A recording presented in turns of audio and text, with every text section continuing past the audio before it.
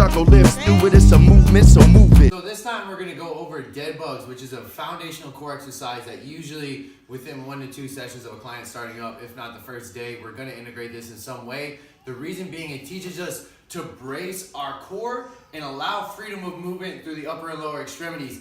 Dead bug is very foundational for that reason. There are tons of variations we're gonna use. I'm gonna go over the bare basics in the first progression that I normally will take people through. But like I said, I probably have 50 to 100 different variations for this. It's an exercise that always has merit and should almost always be in your program in some capacity. So what we're gonna do to set up is make sure that I don't have a huge space between my low back and the ground. So I wanna flatten that a little bit, but not overdo it. Just think, I shouldn't have a big space, maybe get up to my first knuckle underneath my low back in the ground. So then I'm gonna flex my knees up right above my hips, and I'm gonna flex my arms up so that my elbows are directly above my shoulder. So the concept is we're trying to get as much of a reach with the arms and legs without anything changing through the midsection. So I don't wanna see a rib flare, I don't wanna see a pelvis tilt forward and allow the back to arch. So I'm gonna start with a big inhale, exhale, reach one arm overhead,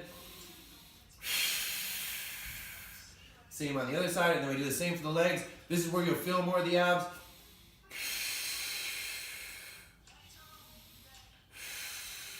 So especially with the legs, make sure that doesn't happen as we get out there. Keep this in check. So once you go one limb at a time, and then we start to, kind of master bracing the core to allow that freedom movement, then we're gonna move in opposites, a little bit of a coordination challenge sometimes initially. So I'm gonna think about keeping two where they are. So I'm gonna keep my left elbow and my right knee exactly where they are, and I'm gonna drive my right arm and my left leg out as I exhale. Inhale, return. Same thing on the other side.